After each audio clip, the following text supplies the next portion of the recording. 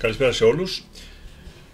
Το Ηλιρία Web TV και πάλι μαζί σας και η εκπομπή της θεματολογίας. Μια εκπομπή στην οποία παρουσιάζονται στοιχεία και αποδείξεις για τα κακό κείμενα που συμβαίνουν σε αυτή τη χώρα.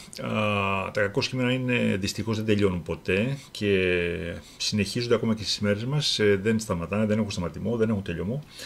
Εμείς είμαστε εδώ για να τα αναδεικνύουμε και να τα αναδεικνύουμε με τον καλύτερο δυνατό τρόπο, δηλαδή με στοιχεία και με αποδείξεις. Το θέμα το σημερινό δεν μας δυσκόλεψε και πάρα πολύ να δούμε πώς θα το αναδείξουμε. Αφορά τα δάνεια των κομμάτων. Είναι ένα θέμα το οποίο θα το αναλύσουμε σήμερα με τον φιλοξενούμενο μας, τον κύριο Δημήτρη Πασχαλίδη, υποψήφιο βουλευτή με την Ελλήνων Συνέλευση για τον νομό Ηρακλείου Κέρκυρας. Γεια σας, κύριε Πασχαλίδη. Την καλησπέρα μου, κύριε Σαλονίτη, την καλησπέρα μου στο ράδιο Ηλιρία, σε όλους τους ακροατές, σε όλους τους Έλληνες απανταχού της Γείας. Κύριε Πασχαλίδη, το τίτλος της εκπομπής μας σήμερα είναι «Δάνεια κομμάτων και παράνομα και αγύριστα». Έχουμε δηλαδή δύο εγκλήματα σε μία πρόταση.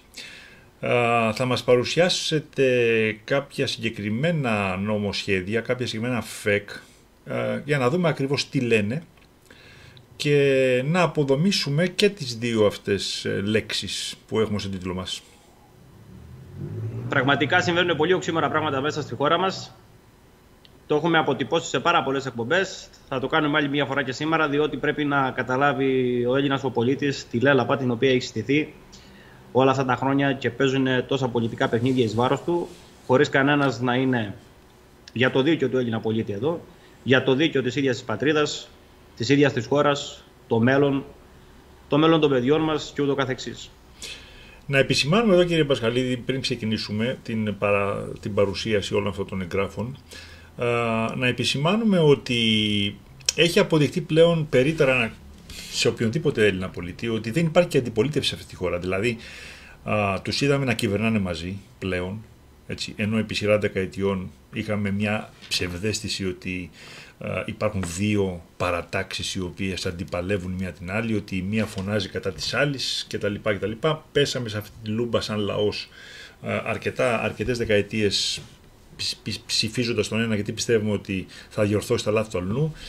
Βλέπαμε ότι ποτέ δεν γίνεται αυτό. Στην πορεία τους είδαμε να δουλεύουν και μαζί, να κυβερνάνε και μαζί. Έφτασε να μην τους θέλει πια ο κόσμος. Η αποχή έχει φτάσει σε τεράστια επίπεδα. Αλλά βλέπουμε ότι όταν πραγματικά υπάρχουν τέτοιου είδους νομοσχέδια σαν αυτά που θα δούμε σήμερα, που οι ίδιοι τα ψηφίζουν, έτσι, που καθιστούν εντελώς παράνομα τουλάχιστον κάποια κόμματα, να πούμε, δεν θα έπρεπε τα υπόλοιπα να το χρησιμοποιούν εις βάρος τους, μια και υποτίθεται ότι αυτό κάνουν. Ψάχνουν να βρουν συνεχώς πού θα πατήσουν για να πλήξει το ένα το άλλο. Κύριε Σαλονίτη, όπως πολύ ορθά τοποθετήθηκες, να τονίσουμε εδώ πέρα, το έχουμε ξαναπεί σε άλλη εκπομπή, ότι όλοι αυτοί είναι οι αντιπρόσωποι του έθνους. Βλέπουμε μέσα στον αστικό κώδικα να έχει το δικαίωμα, λέει ο αντιπρόσωπος, εκτός ότι μπορεί να λειτουργεί υπέρ του αντιπροσώπου, να λειτουργεί και κατά του αντιπροσώπου. Έχουμε ακούσει τον κύριο Τζαβάρα μέσα στη Βουλή και είναι καταγεγραμμένο και στην πρακτικά της Βουλής να λέει ότι η δημοκρατία πρέπει να είναι, λέει, μόνο αντιπροσωπευτική για να είναι δημοκρατία. Έχουμε ακούσει πολύ σοβαρά πράγματα και όπως έχουμε πει και σε άλλες εκπομπές, όλοι αυτοί είναι ένα και το αυτό είναι το ίδιο. Είναι μια ιδιωτική εταιρεία, γνωρίζουν άπαντες τα πάντα και απλά παίζουν αυτό εκεί μέσα στη Βουλή ένα θέατρο του παραλόγου, παρά του λόγου δηλαδή, της ίδιας της λογικής, που ο λόγος ίσον νους, και παίζουν όλα αυτά τα παιχνίδια, δίθεν ότι σκοτώνονται, φωνάζουν μεταξύ τους, όχι ο ένας δεν ψηφίζει το ένα, δεν ψηφίζει το άλλο. Το είδαμε ξεκάθαρα και με το πτωχευτικό, είδαμε να αντιδράει, λέει, ο ΣΥΡΙΖΑ ως αντιπολίτευση. Ναι, αλλά άμεσα ο πτωχευτικός ο κώδικας συνδέεται άμεσα και με τον γενοκτόνο νόμο της ανεξάρτητης αρχής, το 4389 του 16. Ναι, αλλά όταν ήταν στα έδρανα της Βουλής το 16, ποιος ήτανε? Ο ΣΥΡΙΖΑ. Και υπογράψανε ότι καταργείται η Γενική Γραμματεία Δημοσίων Εσόδων και έρχεται μια άλλη αρχή, μια ανεξάρτητη αρχή, στερούμενης νομικής προσωπικότητας, να βεβαιώνει να εισπράττει ό,τι θέλει, να μην υπόκειται σε κανέναν έλεγχο από κανέναν υπουργό, από καμία βουλή, και να βλέπουμε όλα αυτά τα έκτροπα τα οποία συμβαίνουν. Τελείως αντισυνταγματικά κατοχυρωμένοι. Αντισυνταγματικά κατοχυρωμένοι. Τότε είχαμε τη Νέα Δημοκρατία να λέει ότι αυτός ο νόμος είναι ένα έκτροπο. Και μετά βλέπουμε τώρα να έρχεται στα έδρανα της Βουλής η Νέα Δημοκρατία ως κυβέρνηση και να συνεχίζει ακριβώς το έργο που άφησε ο προηγούμενος. Και αυτό το πράγμα γίνεται τα τελευταία 40 χρόνια μέσα στην Ελλάδα. Βγαίνει κάποιος, υπογράφει κάτι τελείως ανθελληνικό, τελείως προδοτικό για την Ελλάδα και τους Έλληνες. Την ώρα που θα αντιδράσει ο κόσμος, θα κάνει πίσω, θα έρθει ο επόμενος, θα συνεχίσει το έργο του, θα υπογράψει κάτι πολύ πιο σοβαρό, πολύ πιο άσχημο για όλη την Ελλάδα και τους Έλληνες. Μόλις ξαναντιδράσει λίγο ο κόσμος, θα ξανακάνει πίσω, θα ξαναέρθει ο επόμενος και αυτό το πράγμα συμβαίνει τα τελευταία 40 χρόνια μέσα στη χώρα μας. Γιατί είναι όλοι το ίδιο σε μια εντεταλμένη υπηρεσία εξαφάνισης του ίδιου του Έλληνα ανθρώπου, του ίδιου του πολίτη. Αυτό με την αποχή συμβαίνει πραγματικά γιατί έχουν εξαναγκάσει με τις πολιτικές τους αυτές και με τα... Καταρχάς αυτή δεν είναι πολιτική, είναι ανδρίκευα. Πολίτης είναι άλλο. Και πολιτική. Η πολιτική είναι του ίδιου του πολίτη και αυτό πρέπει να καταλάβει ο Έλληνας ο πολίτης. Ότι είναι πολίτης, ότι γεννιέται με την ιδιότητα του πολίτη, απαξιώνει, αποτυπώνει πάντα την ανδρεία, απαξιώνει κάθε τι σάπιο υπάρχει γύρω του και μετέχει πάντα κρίσεως και αρχής. Για όλα αυτά τα οποία συμβαίνουν στον τόπο του. Το αυτό φοβερό να... που... Ναι, κύριε Σαλονίτη, παρακαλώ. Το φοβερό, κύριε Πασχαλίδη, το οποίο σήμερα θα αναδειχθεί, είναι ότι πλην όλων αυτών που λέτε, πολύ σωστά, είναι ότι αυτά τα κόμματα συντηρούνται και κινούνται με τα χρήματα του ελληνικού λαού, με τον πλούτο του ελληνικού λαού. Αυτό ακριβώς. Αυτό είναι το φοβερό το οποίο θα δούμε σήμερα. Δηλαδή, θα μας τα πείτε εσείς βέβαια, δεν θέλω να τα πω εγώ από τώρα. Θα δούμε ότι χρησιμοποιούν τα χρήματα παρανόμως και καταχρηστικά. Του πιανού του ελληνικού λαού. Δεν είναι δικά τους. Είναι κάποια πράγματα τα οποία προσπαθούμε και παλεύουμε αυτή την εκπομπή, κύριε Πασχαλή, ασχέτως με το αν είστε εσείς ή κάποιος άλλος φιλοξενούμενος. Προσπαθούμε πάντα να δώσουμε να καταλάβει ο Έλληνας πολίτης το εξής απλό, ότι η χώρα του ανήκει, τα χρήματα του ανήκουν. Δεν ανήκουν στην κυβέρνηση τα χρήματα. Δεν κάνει η κυβέρνηση ό,τι θέλει. Εδώ βλέπουμε λοιπόν ότι κάνουν ό,τι θέλουν χωρίς να ρωτάνε κανέναν και δεν έχουν κανένα πρόβλημα γιατί μεταξύ τους τα έχουν βρει. Αυτό δηλαδή που λέμε τόση ώρα. Μα έτσι ακριβώς. Και πάντα έχουμε δει να συμβαίνουν πολύ τραγελαθικά πράγματα, οξύμορα πραγματικά, να έχουν ιδιωτικοποιήσει την Ελλάδα πάλι μέσω της ανεξάρτητης αρχής. Έχουμε δει για 99 χρόνια μέσα στο 187 άρθρο της ανεξάρτητης αρχής να παραδίδεται η δημόσια και η ιδιωτική περιουσία μέσω του ΤΑΙΠΕΔ και της εταιρείας συμμετόχων ΑΕ, περιουσία συμμετόχων ΑΕ. Για 99 χρόνια τα πράγματα είναι πολύ σοβαρά. Λιμάνια, αεροδρόμια, μαρίνες, τα πάντα. Τα έχει πάρει όλα μία Fraport. Δεν υπάρχει τίποτα. Μέσω αυτών των ιδιωτικοποιήσεων έχουν έρθει όλοι οι ιδιωτικοί νταβατζίδες, ιδιωτικά συμφέροντα ξένων τραπεζιτών, ιδιώτες καθαρά, όπως έχουμε δει με το ΤΑΦΚΙ ΣΥΓΜΑ, όπως έχουμε δει με το PSI, όπως έχουμε βγάλει πάρα πολλά στοιχεία και θα αναδείξουμε και σε μια απέομονη μας εκπομπή με το ΤΑΙΠΕΔ πώς έρχεται μέσα στην Ελλάδα ένας ιδιώτης με ένα κεφάλαιο, όπως το έχουμε δει και από το Διεθνές Νομισματικό Ταμείο, με ένα κεφάλαιο για να ιδρύσει κάποιο ταμείο ιδιωτικού δικαίου, το οποίο αυτό σταδιακά καταβάλλεται πάντα από ποιον? Από το ελληνικό δημόσιο. Έτσι ακριβώς. Προαναγγέλνουμε λοιπόν, κύριε Πασχαλίδη, την εκπομπή για το ΤΑΙΠΕΔ που θα κάνουμε, που θα είναι πολύ σύντομα. Μπορούμε να μπούμε σιγά σιγά, αν θέλετε, και να δούμε λίγο κάποια συγκεκριμένα στοιχεία τα οποία υπάρχουν σε επίσημα έγγραφα. Έτσι. Ένα έγγραφο από αυτά είναι το ίδιο το καταστατικό της Νέας Δημοκρατίας, για παράδειγμα. Έτσι, είναι... Κύριε Νίκο, δεν ξέρω, αλλά αυτή τη στιγμή μάλλον έχουμε πρόβλημα με το ίντερνετ. Αυτή τη στιγμή βλέπω την εικόνα μου να έχει κολλήσει. Όχι, φαινόμαστε κανονικά και Πασχαλίδη, μπορούμε να συνεχίσουμε. Οκ, όλα καλά. Ναι, θα συνεχίσουμε να μπούμε στο καταστατικό της Νέας Δημοκρατίας, το οποίο είναι πραγματικά πολύ σοβαρό. Θα μπούμε απευθείας στο zoom που λέμε, για να μην το διαβάσουμε όλο, όσον αφορά τη χρηματοδότηση των κομμάτων και πώς γίνεται. Και τι γράφουν τα ίδια τους τα καταστατικά, έτσι.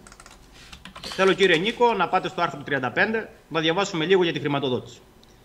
Η χρηματοδότηση, λέει, του κόμματος προέρχεται από την κρατική επιχορήγηση, τις συνδρομές των μελών της κοινοβουλευτικής ομάδας, το κόστος εγγραφής και τις ετήσιες συνδρομές των μελών του κόμματος, τις προσόδους και την περιουσία του, τα έσοδα και τις δραστηριότητες και εκδηλώσεις του, τις δωρεές, τις χορηγίες που δέχεται και κάθε εν γέννη άλλο χρηματικό πόρο που προβλέπεται ή επιτρέπεται από την εκάστοτε ισχύουσα νομοθεσία. Αυτό είναι το άρθρο 35 παράγραφος 1. Στο 2 λέει: το κόμμα είναι υποχρεωμένο να τηρεί ετήσιο ισολογισμό, τον οποίο αναρτά στην ιστοσελίδα του κόμματος. Αυτό ισχύει για όλα τα κόμματα, έτσι. Όλα τα κόμματα έχουν έναν ισολογισμό. Και στο 3, προσέξτε τι γράφει. Το κόμμα απαγορεύεται να συνάπτει τραπεζικά ή άλλα δάνεια για την κάλυψη λειτουργικών και εκλογικών δαπανών. Αυτό θέλω να το κρατήσουμε, γιατί πάνω σε αυτό θα στηριχτεί σήμερα όλη μας η εκπομπή. Είναι σαφέστατο λοιπόν και είναι συγκεκριμένο άρθρο μέσα από το ίδιο το καταστατικό της Νέας Δημοκρατίας. Έτσι ακριβώς. Απαγορεύεται να συνάπτει τραπεζικά ή άλλα δάνεια για την κάλυψη λειτουργικών και εκλογικών δαπανών. Θα τα δούμε όλα σήμερα πολύ συγκεκριμένα. Πριν προχωρήσουμε, κύριε Πασχαλίδη, επειδή αναφέρθηκε μέσα στο καταστατικό και ο ισολογισμός, ότι είναι υποχρεωμένο να βγάζει κάθε χρόνο ισολογισμό, έχουμε στα χέρια μας τον ισολογισμό της Νέας Δημοκρατίας για το 2019 και έχουμε και το 18 δίπλα που αναγράφει. Ας πάρουμε το 19. Εδώ λοιπόν φαίνεται ότι έχει σαν κόμμα Νέα Δημοκρατία, έχει έσοδα και έξοδα και βλέπουμε στα έσοδα ένα σύνολο 11 εκατομμυρίων μέσα στο 19, ενώ έχει έξοδα 41 εκατομμύρια ευρώ. Δηλαδή η ίδια Νέα Δημοκρατία δείχνει δημόσια τα οικονομικά της και λέει ότι το 19 εμείς πήραμε 11 εκατομμύρια σαν κόμμα και δώσαμε 41.700. Άρα έχουμε ένα έλλειμμα 30 και δισεκατομμυρίων. Αυτό, εγώ ξέρω ότι ο ισολογισμός είναι κάτι το οποίο πρέπει να ισοσκελίζει. Δηλαδή ότι αλλιώς πώς βγαίνεις πέρα. Δηλαδή αν πρόκειται να μπεις μέσα 30 εκατομμύρια, δηλαδή ένα ποσοστό πάνω από 60-70%, πώς γίνεται να υπάρχεις? Και προσέξτε λίγο, μέσα στα έξοδά τους αναγράφουν και τα τόκους. Δηλαδή λέει ότι έχουμε και 34 εκατομμύρια τόκους για το 2019. Φανταστείτε τώρα έτσι, γιατί πόσα μιλάμε, έτσι, ο πολίτης να τα βλέπει αυτά. Δηλαδή έχουν μόνο για τους τόκους το 19 να πληρώσουν 35 εκατομμύρια. Αφού λοιπόν έχουν ένα έλλειμμα 30, σημαίνει πως από κάπου τα φάγανε αυτά για να μπορέσουν να στέκονται. Μα έτσι ακριβώς. Μα καταρχάς, όπως είπατε και πριν, κύριε Σαλονίτη, θα πρέπει όλα να είναι ισοσκελίες και όλα να είναι λογικά. Και προϋπολογισμοί είναι το ίδιο, και ισολογισμοί και απολογισμοί. Δηλαδή, τι είχες, τι πόρους είχες, τι έσοδα είχες και τι έξοδα έκανες. Και όλα αυτά θα πρέπει να είναι λογικά και ισοσκελισμένα. Δεν μπορείς να έχεις κάτι το οποίο θα σου βγαίνει ένα πλήν στο τέλος 35 εκατομμύρια, 10 εκατομμύρια, 50 εκατομμύρια. Πώς βγαίνει αυτό? Λογικά, τεχνικά και όπως καταρτίζονται οι ισολογισμοί, απολογισμοί με βάση νομοθεσιών και νόμων, δεν βγαίνει. Δεν στέκει. Δεν είναι λογικό, δεν είναι σωστά καταρτισμένο. Μια επιχείρηση, για παράδειγμα, ένας επιχειρηματίας, άμα δηλώσει έλλειμμα μεγαλύτερο από το μισό, ας πούμε, έτσι, πρέπει κατευθείαν να πάει σε δανεισμό, πρέπει να πάει σε κάποια λύση δωρεά, κάτι, δεν ξέρω, ή να το κλείσει. Ή να πάει σε πτώχευση. Κάτι πρέπει να κάνει. Δεν γίνεται. Αυτή είναι μια μόνιμη κατάσταση. Το 18 βλέπουμε ότι έχει έλλειμμα 25.800. Κάθε χρόνο δηλαδή εμφανίζεται αυτό το έλλειμμα. Και το οποίο μεγαλώνει, όπως βλέπετε, έτσι. Έτσι. Πάμε παρακάτω. Και θα τα δούμε και πολύ συγκεκριμένα όταν θα δείξουμε και το πόρισμα της Εξεταστικής Επιτροπής, εκεί που θα καταλάβουν όλοι οι Έλληνες πολίτες τι πραγματικά συμβαίνει με όλες αυτές τις δανειοδοτήσεις των κομμάτων. Γιατί θα ξεκινήσουμε, κύριε Σαλονίτη, θέλω να πάμε από τον ΟΣΑ. Παροχή τεχνικής βοήθειας για την καταπολέμηση της διαφθοράς. Τεχνική έκθεση βελτίωση του νομικού πλαισίου των πρακτικών για την ακεραιότητα στη χρηματοδότηση των πολιτικών κομμάτων και των υποψηφίων. Και θα πάμε λίγο να δούμε γιατί όλο αυτό έχει στηθεί. Έχουμε δει όλα μας τα χρόνια και θα το δείξουμε και με συγκεκριμένες νομοθεσίες ότι τα κόμματα, ενώ όπως αναγράφει το καταστατικό ξεκάθαρα της Νέας Δημοκρατίας, απαγορεύεται να συνάπτει τραπεζικά ή άλλα δάνεια για την κάλυψη λειτουργικών αναγκών και δαπανών. Έχουμε δει όλα τα κόμματα όλα αυτά τα χρόνια που έχουν χρεώσει το ελληνικό δημόσιο, όπως είπατε και στον πρόλογο σας κύριε Σαλονίτη, να συνάπτουν τραπεζικά και άλλα δάνεια και να βάζουν εγγύηση την κρατική τους χρηματοδότηση. Μάλιστα. Πράγμα το οποίο δεν έχουν επιστραφεί ποτέ. Είναι αυτό που λέμε δανεικά και γύριστα. Να το κάνουμε λίγο σαφές για να το καταλάβουν όλοι, κύριε Μπασχαλίδη. Δηλαδή, τα κόμματα δέχονται μια χρηματοδότηση από το κράτος επειδή υποτίθεται πως αντιπροσωπεύουν και έχουν και τα ποσοστά τους και νόμιμα παίρνουν κάποια χρηματοδότηση. Μπράβο. Αυτή τη χρηματοδότηση, αυτά τα εκατομμύρια που παίρνουν κάθε χρόνο επειδή υπάρχουν ως κόμματα και αντιπροσωπεύουν τον ελληνικό λαό, απαγορεύεται βάσει νόμου μας λέτε να χρησιμοποιηθούν ως εγγύηση για να πάρουν δάνεια.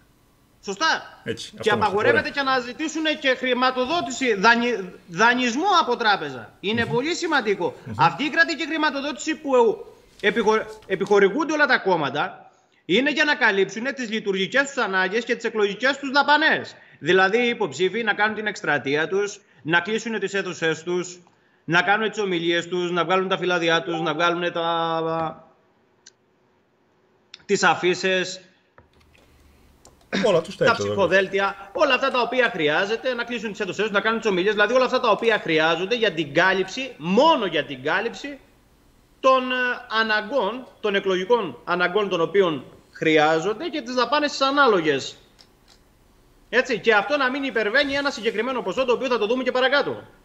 Από εκεί και πέρα απαγορεύονται να συνάψουν άλλα τραπεζικά δάνεια. Ο μόνος λόγος που δίνεται η κρατική χρηματοδότηση σε όλα τα κόμματα γίνεται μόνο και μόνο για αυτόν τον σκοπό τον οποίο ανέλησα. Το ίδιο ακριβώς συμβαίνει και για τους βουλευτές, τους υποψήφιους βουλευτές, είτε εδώ στο εσωτερικό αλλά είτε και στο Ευρωπαϊκό Κοινοβούλιο. Θα το δούμε πολύ συγκεκριμένα. Αυτοί τώρα τι κάνουν όλα τα χρόνια? Παίρνουν όλα αυτά τα δάνεια των δανείων ως δάνεια, βάζουν εγγύηση την κρατική χρηματοδότηση που τη σκορπάνε όλοι για τις προεκλογικές τους εκστρατείες σε ταξίδια, αίθουσες, ομιλίες κτλ. Δεν ξέρουμε και κατά πόσο αυτό θα το δούμε όταν θα γίνει ένας επιτέλους εξονυχιστικός έλεγχος στη χώρα, να δούμε τελικά όλα αυτά τα χρήματα του δημοσίου που πήγαν. Και πώς φεσώθηκε τελικά το ελληνικό δημόσιο με τόσα δισεκατομμύρια.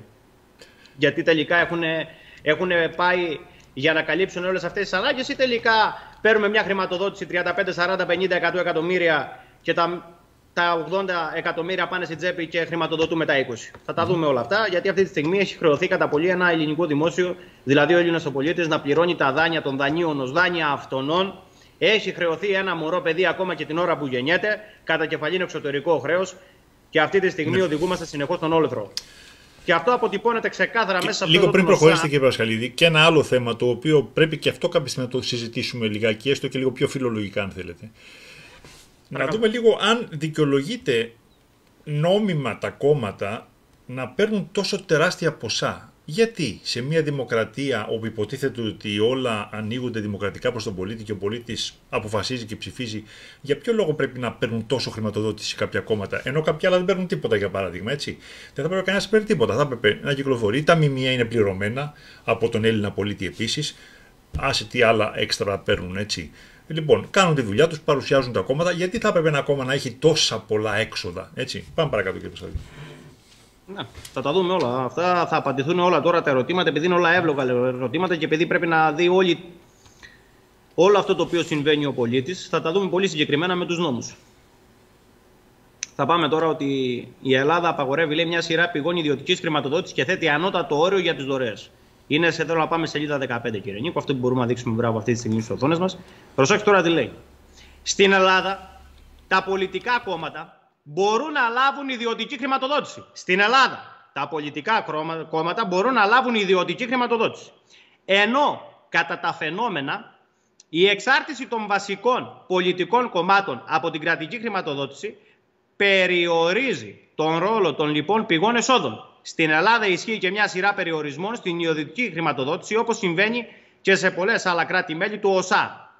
Το άρθρο 7 του νόμου 3023 του 2002, και θέλω να δείξουμε αυτόν τον αρχικό τον νόμο, όπως τροποποιήθηκε από τους νόμους 4304 του 14,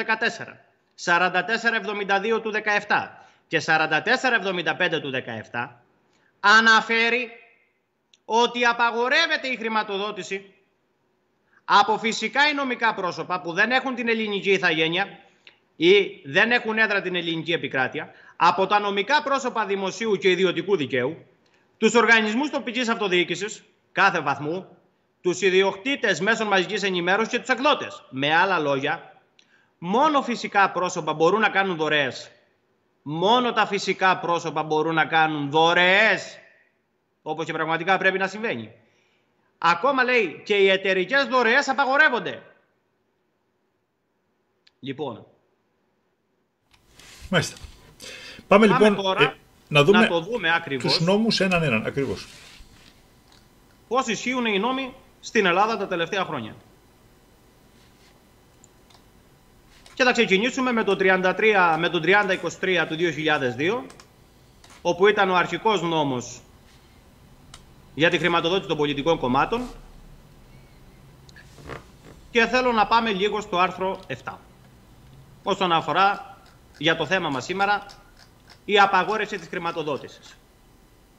Απαγορεύεται η χρηματοδότηση και κάθε είδους παροχές προς τα κόμματα και τους υποψήφιους βουλευτές από φυσικά πρόσωπα, που δεν έχουν ελληνική ηθαγένεια, αυτό που διαβάσαμε και πριν, οργανισμούς τοπικής αυτοδιοίκησης, φυσικά πρόσωπα, νομικά πρόσωπα δημοσίου και ιδιωτικού δικαίου, ιδιοκτήτες και εκδότες ημερήσεων και περιοδικών εντύπων πανελλήνιας ή τοπικής κυκλοφορίας, ή είναι ιδιοκτήτες ραδιοφώνων ή τηλεοπτικών εν γέννη σταθμών.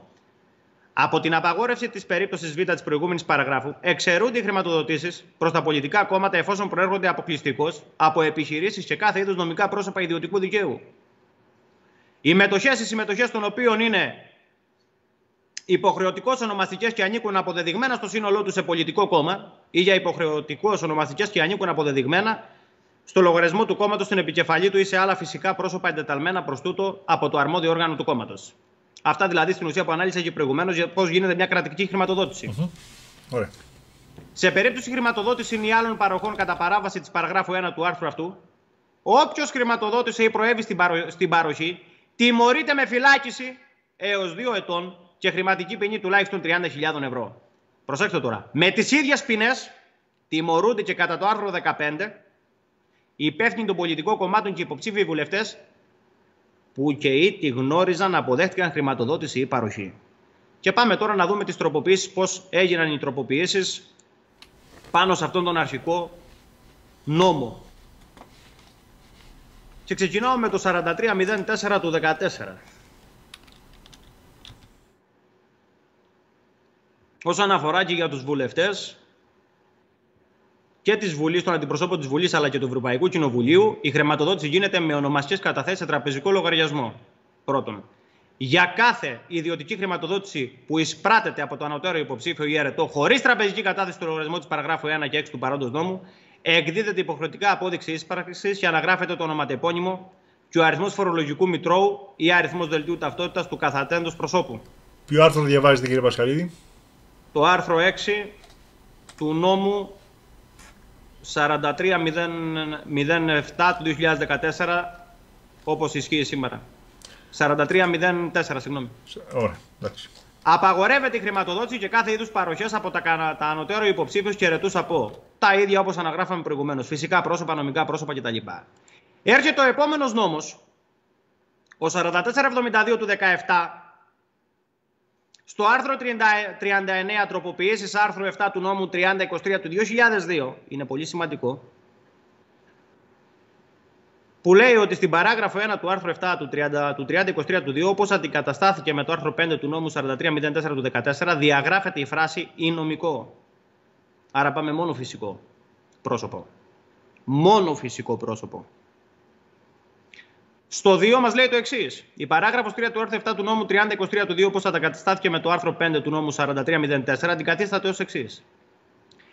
Κάθε ιδιωτική χρηματοδότηση σε πολιτικό κόμμα ή συνασπισμό κομμάτων που υπερβαίνει το ποσό των 500 ευρώ διενεργείται υποχρεωτικά μόνο μέσω τραπεζικών λογαριασμών, τους οποίους στηρούν τα κόμματα και οι συνασπισμοί κομμάτων με υποχρεωτική αναγραφή των στοιχείων της ταυτότητας του χρηματοδότη.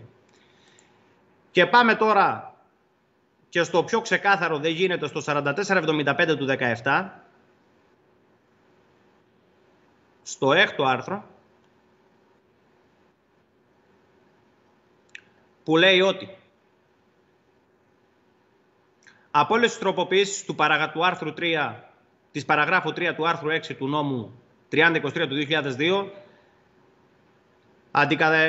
Αντικαθίσταται η φράση «στα πιστωτικά ιδρύματα διαγράφονται». Άρα πάνε οι τράπεζες. Και στο άρθρο 2, στο πρώτο εδάφιο της παραγράφου 7 του άρθρου 7 του νόμου 3023 του 2002, όπως τροποποιήθηκε τάδε και τάδε που είπαμε πριν, απαγορεύεται η χορήγηση δανειών από τις τράπεζες προς τους δικαιούχους κρατικής χρηματοδότησης της περίπτωσης Β της παραγράφου 1 του άρθρου 1. Εφόσον προς εξασφάλιση των δανείων αυτών εχωρείται ή ενεχειριάζεται είτε η κρατική χρηματοδότηση που αφορά σε οικονομικό έτος μετεγενέστερο του έτους χορήγησης του δανείου, είτε σε ποσοστό της κρατικής χρηματοδότησης που υπερβαίνει το 50% της ετήσιας χρηματοδότησης του δικαιούχου. Είναι πολύ σοβαρό. Πιο ξεκάθαρο με νόμο δεν γίνεται. Άρα αυτή τη στιγμή εδώ πέρα παρουσιάζουμε δημόσια σε όλους τους Έλληνες πολίτες ένα νόμο, δημόσια, που σου λέει ότι απαγορεύεται η χορήγηση δανείων από τις τράπεζες προς τους δικαιούχους της κρατικής χρηματοδότησης που έπαιρναν αυτά τα δάνεια των δανείων ως δάνεια με εξασφάλιση ότι εχωρούν ή ενεχειριάζουν την κρατική τους χρηματοδότηση. Μάλιστα. Σε αφορά, λέει, οικονομικό έτος μετεγενέστερο του έτους χορήγησης του δανείου σε ποσοστό της κρατικής χρηματοδότησης που υπερβαίνει το 50% της ετήσιας χρηματοδότησης του δικαιούχου. Απαγορεύεται λοιπόν η χορήγηση δανείων από τις τράπεζες προς τους δικαιούχους της κρατικής χρηματοδότησης. Όπως είδαμε να συμβαίνει και με το καταστατικό της Νέας Δημοκρατίας, που οι ίδιοι το έχουν γράψει στο καταστατικό, να λένε ότι απαγορεύεται να συνάπτουν τραπεζικά ή άλλα δάνεια. Και αυτή τη στιγμή, κύριε Σαλονίτη, αν είμαστε έτοιμοι, μπορούμε να δείξουμε το πόρισμα της Εξεταστικής Επιτροπής του 2017, να δούμε τελικά όλα αυτά τα χρόνια τι έχει συμβεί. Και πώς η ίδια μας η Βουλή, τι πόρισμα έχει βγάλει, πόσα χρωστάνε τα κόμματα, πώς έχουν δανειοδοτηθεί και ποιο είναι τελικά το πόρισμα της ίδιας Ολομέλειας της Βουλής. Να ξεκινήσουμε λίγο από τη σελίδα 50, γιατί είναι σημαντικό να αναφέρουμε 2-3 πράγματα. Από τη σελίδα 52, συγγνώμη.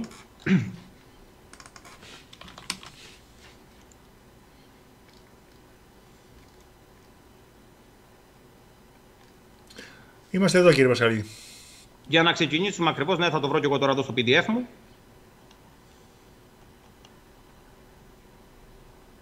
Γιατί είναι πραγματικά πολύ οξύμορο αυτό που θα διαβάσουμε τώρα μέσα από το πόρισμα της ίδιας μας της Βουλής. Κοιτάξτε τώρα, ακούστε τώρα όλοι οι Έλληνες τι πραγματικά συμβαίνει, γιατί έχουν γράψει αυτοί οι ίδιοι μέσα στη Βουλή. Τα πολιτικά κόμματα, λέει, γιατί αυτό το είπαμε πολύ προηγουμένως, ότι όλα αυτά τα δάνεια, θα το ξαναπώ άλλη μία φορά έτσι περιληπτικά να το καταλάβουν όλοι, όλα αυτά τα δάνεια που έχουν πάρει όλα τα κόμματα, βάζανε πάντα την κρατική τους χρηματοδότηση ως εγγύηση, ως ενέχειρο. Και παίρνουν όλα αυτά τα δάνεια των δανείων ως δάνεια και έχουν εφεσώσει, δεν μπορώ να χρησιμοποιήσω άλλη λέξη, το ελληνικό δημόσιο. Τα οποία είναι δανεικά και γύριστα, δεν έχουν επιστραφεί ποτέ. Αυτή τη στιγμή τα κόμματα που μιλάμε χρωστάνε πολλά εκατομμύρια ευρώ. Θα το δούμε σήμερα πολύ συγκεκριμένα. Έρχεται λοιπόν αυτός ο νόμος τώρα, που δείξαμε ο 4475 του 17, να πει ότι απαγορεύονται να συνάπτουν τραπεζικά ή άλλα δάνεια τα κόμματα με εγγύηση ή ενέχειρο την κρατική τους επιχορήγηση ή χρηματοδότηση. Έτσι. Και πόσο μάλλον το οξύμορο, κύριε Σαλονίτη, να βλέπουμε εφόσον η Νέα Δημοκρατία και όλα τα καταστατικά όλων των κομμάτων που είναι πάνω κάτω το ίδιο, πόσο οξύμορο αυτοί που σήμερα είναι στην κυβέρνηση και θέλουν να ασκήσουν και πολιτική στη χώρα, να ασκήσουν εξωτερική πολιτική, οικονομική πολιτική, εσωτερική πολιτική, να υπερασπιστούν τα συμφέροντά μας, την κυριαρχία μας, τα κυριαρχικά μας δικαιώματα, να υπερασπιστούν τον ίδιο τον πολίτη. Μα πώς είναι δυνατόν να τα υπερασπιστούν όλα αυτά όταν οι ίδιοι έχουν καταπατήσει το ίδιο τους το καταστατικό. Έτσι. Προχωράμε. Τα πολιτικά κόμματα αποκτούν, λέει, από την ίδρυσή τους νομική προσωπικότητα για την εκπλήρωση της συνταγματικής τους αποστολής. Διαθέτουν ικανότητα δικαίου και είναι φορείς δικαιωμάτων και υποχρεώσεων. Η αντιμετώπιση των λειτουργικών ή εκλογικών τους αναγκών απαιτεί την αναζήτηση χρημάτων για την εξέβρεσή τους μπορούν μεταξύ άλλων να προσφύγουν σε τραπεζικό δανεισμό. Υποχρεούται όμως να προσφέρουν και οι πιστωτές τους οφείλουν να απαιτήσουν την παροχή εγγυήσεων στο ύψος της δανειοδότησης. Μέχρι εδώ καταλαβαίνουμε, έτσι. Όμως τα δύο μεγάλα κόμματα εξουσίας, Νέας Δημοκρατίας και Πασόκ, δεν διέθεταν και δεν διαθέτουν μέχρι σήμερα κινητή και ακίνητη περιουσία τουλάχιστον τέτοια και τόση ώστε να επαρκεί για να εγγυηθεί τη λήψη δανείου στο ποσό που επέβαλαν οι πραγματικές τους ανάγκες. Διατηρούν όμως την προσδοκία της ετήσιας στατικής κρατικής χρηματοδότησης. Προσέξτε τώρα εδώ, όλη αυτή η κομπίνα που έχει στηθεί με τις κρατικές τους χρηματοδοτήσεις που αναφέραμε προηγουμένως να τη βάζουν ως εγγύηση για να πάρουν όλα αυτά τα δάνεια, χωρίς να μπορέσουν να καλύψουν, όπως αναγράφεται παραπάνω, και της οικονομικής ενίσχυσης για ερευνητικούς και επιμορφωτικούς σκοπούς. Οι δικαιούχοι τους λαμβάνουν ποσό ανάλογο προς την εκλογική τους δύναμη, σε ύψος που υπολογίζεται ως ποσοστό των εκτιμόμενων τακτικών εσόδων του κρατικού προϋπολογισμού του αντίστοιχου οικονομικού έτους. Η τότε ευρεία αποδοχή της Νέας Δημοκρατίας και του ΠΑΣΟΚ στις τάξεις του εκλογικού σώματος δημιούργησε την εντύπωση ότι τα δεδομένα εκλογικά και οικονομικά δεν πρόκειται να μεταβληθούν σημαντικά ή δραματικά τα επόμενα χρόνια. Αυτό, παιδιά, το λέει η Εξεταστική Επιτροπή της Βουλής.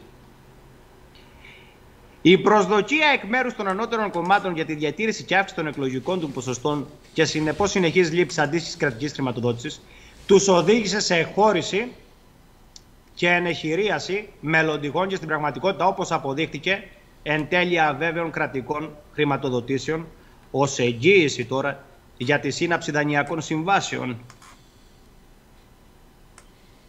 Όπως γίνεται αντιληπτό λοιπόν, δεν ήταν αντικειμενικά δυνατό να εκτιμηθεί εκ των προτέρων το ύψος της κρατικής χρηματοδότησης που υπερεύαινε τη βουλευτική περίοδο εντός της οποίας αναλαμβανόταν η σχετική υποχρέωση και γι' αυτό το ενδεχόμενο η προσδοκία να αποσπεί από την πραγματική καταβολή δεν θα μπορούσε να αποκλειστεί. Μοιραία λοιπόν, με τέτοιον τρόπο και σε τέτοιο ύψος οικονομική δέσμευση των πολιτικών κομμάτων της Νέας Δημοκρατίας και του ΠΑΣΟΚ έπρεπε να θεωρείται αμφίβολης αξίας. Γι' αυτό και χαρακτηρίζονται δανεικά και αγύριστα. Παιδιά, αυτό τα λέει το πόρισμα της Εξεταστικής Επιτροπής. Είναι φοβερό. Το πόρισμα της Εξεταστικής Επιτροπής της Βουλής αναφέρει αυτές ακριβώς τις λέξεις. Παιδιά, αυτό τώρα συνέλληνες μου που ακούτε όλοι και όλοι αυτοί που θα ακούσετε αυτήν την εκπομπή, το αναφέρει το πόρισμα της Εξεταστικής Επιτροπής του 2017 που έχει να κάνει με τη δανειοδότηση των κομμάτων, των μεγαλοσχημώνων, των ΜΜΕ. Εδώ μέσα είναι όλα. Περιληπτικά και μόνο για όλα αυτά τα οποία συμβαίνουν, για να καταλάβουν και όλοι οι Έλληνες πολίτες γιατί τόση λάσπη τελικά με την Ελλήνων Συνέλευσης, γιατί τόση λάσπη όταν βγει κάποιος και μιλήσει για την Ελλάδα. Είναι γιατί εδώ μέσα στο πόρισμα της Εξεταστικής Επιτροπής, 95 σελίδα, μπορούμε να δείξουμε κάλλιστα ότι όλα τα κόμματα χρωστάνε 1.200 δις. Και αυτά δανεικά και γύριστα. Σε ξένα ιδιωτικά συμφέροντα, κεντρικούς τραπεζίτες που απλά εκτελούν και συντηρούνται με τις εντολές των εκάστοτε αρμοδίων των υπουργών και κατ' εντολήν ξένων ιδιωτικών συμφερόντων των δικαστηρίων του Μεγάλου Δουκάτου του Λουξεμβούργου, που όλα εδώ στην Ελλάδα έρχονται με προεδρικά διατάγματα συνελληνές μου. Όλο το πρόβλημα είναι η Δανειακή Σύμβαση. Νόμος 3845.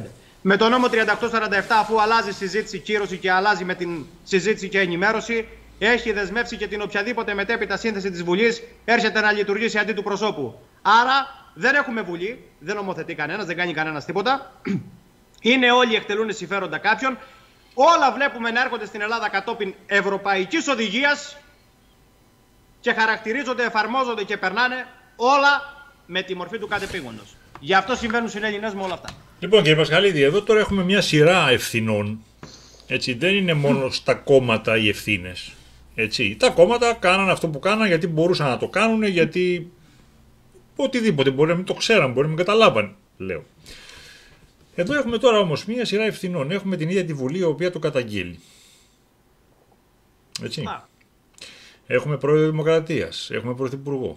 Πάμε παραπίσω. Οι τράπεζες. Γιατί έδωσες δάνειο, κυρία Τράπεζα, τη στιγμή που ο νόμος είναι σαφής ότι δεν μπορείς να τους δώσεις δάνειο? Έτσι είναι. Και γιατί μετά δεν το ζήτησες το δάνειο και το αφήνεις? Έχουμε δει, αναγράφεται και στο πόρισμα, κύριε Σαλονίτη, πολύ συγκεκριμένα. Έχουμε δει όλα τα κόμματα και έχουμε δει και μεγαλοεφημερίδες, μεγαλοσχήμονες και του κυρίου Μητσοτάκη, τον κύριο Γαγανίων στα Χανιά. 10 ολόκληρα χρόνια και 15 ολόκληρα χρόνια, με όλες αυτές τις συνάψεις των δανείων που έχουν κάνει με την κρατική τους χρηματοδότηση, να μην έχουν επιστραφεί πίσω ούτε ένα ευρώ και η τράπεζα να μην έχει κάνει ούτε μία νομική κίνηση. Είναι όλοι συνεργοί στο έγκλημα. Και έχουμε εδώ πέρα, κύριε Πασχαλίδη, και τη δικαιοσύνη. Εμείς σεβόμαστε τη δικαιοσύνη, γιατί είναι ο θεσμός ο οποίος είναι υποχρεωμένος και έχει ορκιστεί να διαλευκάνει οτιδήποτε κακό κείμενο. Πού είναι η δικαιοσύνη? Και όλα αυτά είναι πράγματα τα οποία τρέχουν αυτή τη στιγμή. Και τρέχουν εδώ και χρόνια. Και συνεχίζουν και τρέχουν. Και δεν μιλάει κανείς. Και εσύ, Έλληνα πολίτη, είσαι αδρανής. Έτσι, κύριε Πασχαλίδη? Έτσι ακριβώς. Αλλά αυτή την κουβέντα θέλω να βάλουμε ένα αστερίσκο εδώ. Πραγματικά, και να κάνουμε αυτή την υποσημείωση στο τέλος, αφού δείξουμε λίγο το πόρισμα. Και μετά πραγματικά θέλω να μιλήσουμε, γιατί έχουμε δει και τη δικαιοσύνη, κύριε Σαλονίτη, να μην παίρνει θέση, και θέλω πραγματικά να το σχολιάσουμε αυτό σε αυτήν εδώ την εκπομπή. Αλλά τελικά έχουμε δει τη δικαιοσύνη να παίρνει θέση όταν ένας άνθρωπος, για παράδειγμα, χρωστάει 500.000 ευρώ, να του κάνει κατάσχεση. Έχουμε δει να πληστηριάζουν τα κίνητα. Και δεν κάνει βήμα πίσω. Και δεν κάνει βήμα πίσω. Τελικά, τι συμβαίνει στην Ελλάδα και τι συμβαίνει με τη δικαιοσύνη, και να ταυτίσουμε και λίγο και όλους τους νόμους που έχουν βγάλει, γιατί μην ξεχνάμε ότι υπερισχύει αυτή τη στιγμή από 1η Πρώτου του 2021 και ένας γενοκτόνος νόμος, πτωχευτικός κώδικας.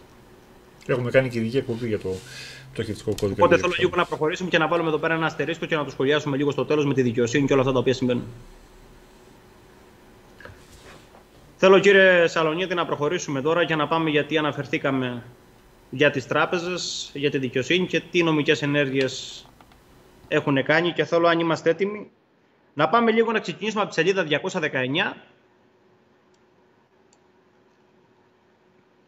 που αναφέρεται για τον κύριο Καχανίων του Μητσοτάκη στις εφημερίδες στα Χανιά.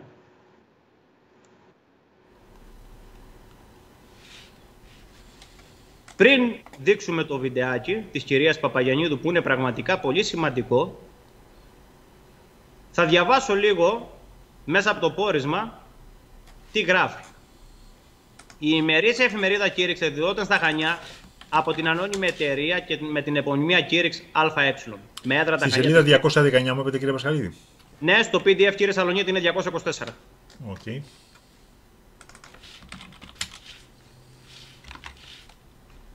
Λοιπόν,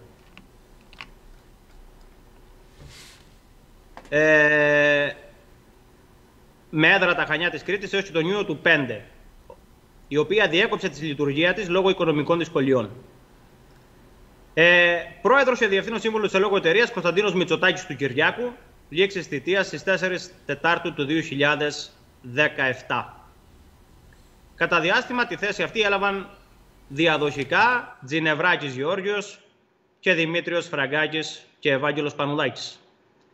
Θα δούμε τώρα εδώ πέρα ότι η εταιρεία τώρα που απευθύνεται προς την Πειραιώς, το πρώτο δάνειο της Πειραιώς, απευθυνόταν μέσω τη χορήγηση ενός μακροπρόθεσμου δανείου ύψους 300.000 ευρώ, διάρκειας για 2,5 ετών για την αποπληρωμή οφειλών. Προσέξτε τώρα, η εταιρεία τώρα αυτή πήρε αυτό το δάνειο για την αποπληρωμή οφειλών σε οίκα και δόη και υποχρεώσεων της έναντι προμηθευτών. Το οποίο δεν θα πω εγώ τι σύμβηκε με αυτό, θα μας το πει η ίδια η κυρία Παπαγιαννίδου, που εξετάζεται από την Επιτροπή που εκπροσωπεί εκείνη τη στιγμή την Τράπεζα της Ελλάδος και λέει πολύ σημαντικά πράγματα. Αλλά ωστόσο να πάω και στη 223 σελίδα, γιατί ακριβώς η ίδια εταιρεία, Κήρυξ ΑΕ, έχει συνάψει, εκτός το δάνειο που έχει συνάψει από την Πειραιώς 300.000 ευρώ, έχει συνάψει δάνειο και από την Παγκρίτια Συνεταιριστική Τράπεζα. Προσέξτε τώρα, προκειμένου να αξιοποιήσει το ακίνητο, η Κήρυξ ΑΕ ζητεί δάνειο από την Παγκρίτια Συνεταιριστική που εδρεύει στο Ηράκλειο, ενώ από την ίδια τράπεζα είχε πάρει το 2004 άλλα 120.000 ευρώ δάνειο, για το οποίο είχε γραφτεί η α προσημείωση του ακίνητο Νεροκούρος, και τον Ιούνιο του 5 εγκρίνεται το 12ετές δάνειο 1.300. Κύριε, καταλαβαίνουμε τι γίνεται? Χωρίς εγγυήσεις, χωρίς τίποτα. Με μία προσημείωση ακινήτου, δηλαδή μία εταιρεία μέσα σε ένα χρόνο, μία εφημερίδα Κήρυκας, βλέπουμε να παίρνει 120.000 δάνειο, 1.300 δάνειο και άλλες 300.000 ευρώ δάνειο. Πού είναι ρε παιδιά, χωρίς εγγυήσεις, χωρίς προσημείωση, χωρίς τίποτα. Μόνο λέει ένα ακίνητο, λέει.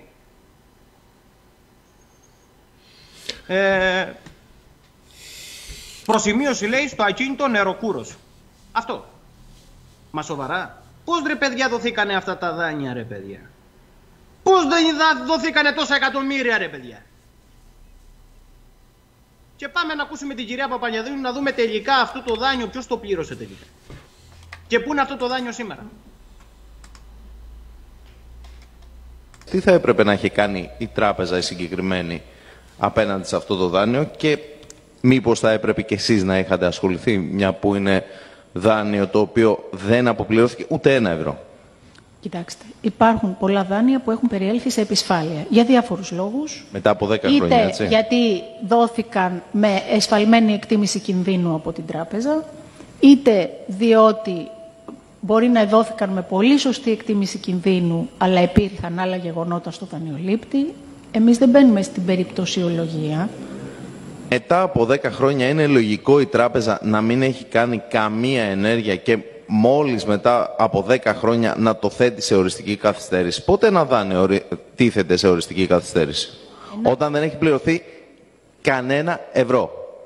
Λοιπόν, οι νομικές ενέργειες που κάνει η τράπεζα εξειδικεύονται σε επιμέρους βήματα, τα οποία προφανώς πρέπει να λαμβάνει, αλλά για μας πλέον μετά από τις 90 μέρες καθίστανται μη εξυπηρετούμενα ανοίγματα και μετά από κάποιο διάστημα πρέπει η τράπεζα να τα μεταφέρει στα καταγγελθέντα. Για υποπτικούς σκοπούς αυτό το δάνειο δεν υφίσταται σαν ενεργητικό της τράπεζας. Το δάνειο που δεν αποπληρώνεται τόσο καιρό έχει φύγει τελείως. Ουσιαστικά έχει σβηστεί δηλαδή για την τράπεζα. Έχουμε υποχρεώσει την τράπεζα προπολού να κάνει πρόβλεψη για αυτό το δάνειο. Είναι ζημιά για την τράπεζα. Αφέστατα είναι ζημιά. Είναι ζημιά για την τράπεζα. Ζημιά. Και δεν έχει γίνει καμία νομική ενέργεια. Έχει πληρωθεί από το μέτοχο. Προσέξτε τώρα. Έχει πληρωθεί από το μέτοχο. Που σημαίνει ότι έχει μπει μέσα στην ανακεφαλαιοποίηση. Ουσιαστικά. Είναι σίγουρο. Δεν, άρα το έχει πληρώσει ο ελληνικός λαός. Μιλάτε για 5, όχι για 15. Για το 5. Άρα το έχει πληρώσει ο ελληνικός λαός αυτό το δάνειο. Αν πρόκειται για τράπεζα συστημική που είχε... Ναι. Τράπεζα Πειραιώς. Μάλιστα. Ναι. Άρα το έχει πληρώσει ο ελληνικός λαός αυτό το δάνειο. Δεν ξέρω αν υπάρχει κάποιος που δεν κατάλαβε τι ακούσαμε. Έτσι το είπε και ξεκάθαρα, το έχει πληρώσει ο μέτοχος. Να το πούμε πολύ απλά, κύριε Πασχαλίδη. Όταν δανείζεται κάποιος από την τράπεζα ένα δάνειο για να φτιάξει ένα σπίτι, οτιδήποτε, βάζει και έναν εγγυητή. Εκτός όλων των άλλων που βάζει. Βάζει και έναν εγγυητή. Αν φτάσει σε ένα σημείο που δεν μπορεί να αποπληρώσει, τότε η τράπεζα κατευθείαν πηγαίνει στον εγγυητή. Αν ο εγγυητής τα έχει, κάνει ένα πρόβλημα. Αυτό ακριβώς έχει συμβεί δηλαδή. Είπε πολύ σοβαρά πράγματα και θέλω λίγο να μείνουμε σε κάποιες πολύ συγκεκριμένες λέξεις. Ανέφερε ότι ενδεχομένως, λέει, να έχουν δοθεί και από την τράπεζα δάνεια με εσφαλμένης κίνησης κινδύνου. Εσφαλμένης εκτίμηση, έτσι, δηλαδή, όπως αναγράφεται εδώ πέρα, έκανα πριν μια ερώτηση. Πώς όλα αυτά τα δάνεια δόθηκαν χωρίς εγγύηση τίποτα, απλά ένα οικόπεδο? Μήπως τελικά έγινε εσφαλμένη εκτίμηση από την ίδια την τράπεζα επειδή μπορεί να τυχαίνει να είναι συγκεκριμένο πρόσωπο του Κωνσταντίνου του Μητσοτάκη? Γιατί αν πάμε εμείς, κύριε Σαλονίτη, να ζητήσουμε τέτοια υπέρογκα ποσά από την τράπεζα, θα το πω ομά λαϊκά, θα μας ζητήσουν και τη μάνα μας και τον πατέρα μας μαζί. Έτσι. Ό,τι έχουμε θα μας ζητήσουν. Δεν θα μας πούνε βάλε προσημείωση στο συγκεκριμένο ακίνητο και παίρνεις ένα 700 μέσα σε ένα διάστημα ενός έτους, 1,5. Έτσι δεν είναι? Αλλά σου λέει μετά, και ακόμα και να μην έχει κάνει ασφαλμένη κίνηση η τράπεζα και έχουν υπάρξει οι εγγυήσεις και τα λοιπά, αλλά αυτά, λέει, μπορεί να αλλάξουν, λέει, και στο μέλλον. Δεν θα μπει όμως, λέει, να το εξετάσει αυτό η τράπεζα. Είπε πολύ σοβαρά πράγματα. Ναι. Αυτό δηλαδή δεν το εξετάζει, λέει, η τράπεζα. Η τράπεζα, λέει, μένει στο γεγονός ότι μετά, λέει, το πέρας των 90 ημερών, αυτά, λέει, για εμάς, για την τράπεζα, θεωρούνται μη εξυπηρετούμενα ανοίγματα. Σωστά. Που σημαίνει τι? Ότι πάβει να υφίσταται στο ενεργητικό της τράπεζας. Μάλιστα. Δεν υπάρχει σύμβαση στο ενεργητικό της τράπεζας, άρα έχει φύγει τελείως από την τράπεζα και έχει πάει στα καταγγελθέντα, δηλαδή στη ζημιά της τράπεζας. Από τη στιγμή λοιπόν τώρα που λέει μια τράπεζα ότι έχει ζημιά, όπως έχουμε πει και στην εκπομπή με τις ανακεφαλοποιήσεις, όταν μια τράπεζα έχει ζημιά από μη εξυπηρετούμενα ανοίγματα, το ξέρουν όλοι οι τραπεζικοί αυτό, η τράπεζα ζητάει ανακεφαλοποίηση από το κράτος για να μπορέσει να καλύψει τη ζημιά την οποία έχει. Σωστά. Εφόσον λοιπόν γίνεται αυτή, καταχωρεί και κάνει έναν ισολογισμό η τράπεζα, καταχωρήσει πραγματικά όλες τις ζημιές και το προσκομίζει στο κράτος, σου λέει: η ζημιά μου είναι αυτή τόσο και ζητάω ανακεφαλοποίηση τόσο. Από τη στιγμή λοιπόν τώρα που έχουν ανακεφαλοποιηθεί οι τράπεζες, ποιος μπαίνει εγγύηση? Ο μέτοχος. Ποιος είναι ο μέτοχος, όπως είπε η κυρία Παπαγιαννίδου? Το ελληνικό δημόσιο. Ποιος είναι το ελληνικό δημόσιο? Ο Έλληνας ο πολίτης, αδελφέ μου. Εγώ, εσύ και όλοι οι Έλληνες.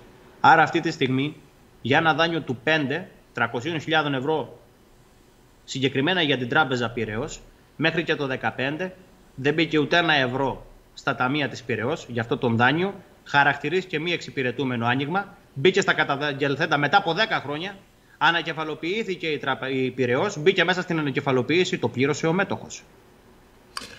Εγώ θέλω να ρωτήσω, κύριε Πασχαλίδη, αυτός ο μέτοχος, ο Έρμος, δικαιώματα δεν έχει στην τράπεζα? Μόνο υποχρεώσει να πληρώνει έχει ο μέτοχος. Όταν δηλαδή εσύ γίνεσαι μέτοχος σε μια εταιρεία, ανοίγουμε εταιρεία με άλλους 5, ανοίγεις μια εταιρεία, γιατί ανοίγεις? Για να πληρώνεις? Ή για να έχεις και κέρδη? Ή γιατί σε συμφέρει να το κάνεις? Ποιος μας έβαλε μέτοχο μας εκεί και γιατί δεν μας έχει ποτέ ενημερώσει για τα τρέχοντα έξοδα, έσοδα, τα πάντα? Είναι πολύ σοβαρό αυτό το θέμα. Πολύ σοβαρό. Και θα γίνει εκπομπή με τον κύριο Τζίζιο πολύ σύντομα για τις τράπεζες, για τα δικαιώματά τους, για τις υποχρεώσεις τους και όχι μόνο σε ελληνικό επίπεδο αλλά και σε παγκόσμιο. Να δούμε τι έχουν καταπατήσει. Εν τω μεταξύ, κύριε Τζίζιο, εδώ πέρα. Το ανέφερα πριν. Κύριε Πασχαλίδη, εδώ πέρα βλέπουμε και μία άνεση στο να τα λέει όλα αυτά. Δεν έχει κανένα άγχος ότι κάτι θα πάει στραβά, ή κάνω λάθος? Όλοι αυτοί δεν έχουν άγχος. Άγχος καθόλου. Γιατί το έγκλημα έχει εκτελεστεί. Και όλοι αυτοί είναι απλά, θα το πω έτσι, εκτελεστές εντολών. Εκτελούν δηλαδή εντολές ξένων ιδιωτικών συμφερόντων. Μα και για τα τραπεζικά ιδρύματα είναι όλα ιδιωτικά. Μα δεν υπάρχει τραπεζικό ίδρυμα στην Ελλάδα που να είναι. Δεν υπάρχει στην Ελλάδα ελληνική χρηματιστική, όπου να είναι μέτοχοι όλο το έθνος. Όλες οι τράπεζες, έχουμε κάνει και εκπομπή, αλλά και είμαι και σίγουρα βέβαιος ότι ο συνυποψήφιος μου, ο Στέλιος ο Τζίτζιος, θα βγάλει πάρα πολλά στοιχεία για όλο αυτό το οποίο με τους μετόχους της τράπεζας, που θα πρέπει να δίνουν την εκπομπή όλοι οι Έλληνες. Όλοι αυτοί είναι ιδιωτικά μαγαζιά. Όλα ακουμπάνε στην Τράπεζα της Ελλάδος. Είναι μια καθαρά ιδιωτική εταιρεία, ανώνυμη. Έτσι. Το 90% δεν υπάρχει, δηλαδή το 90% αποκλειστικά το δικαίωμα των μετοχών ανήκει σε καθαρούς ιδιώτες, όπως έχουμε πει και σε μια εκπομπή που βγάλαμε το καταστατικό της Τράπεζας της Ελλάδος. Είναι πραγματικά οξύμορο αυτό το καταστατικό.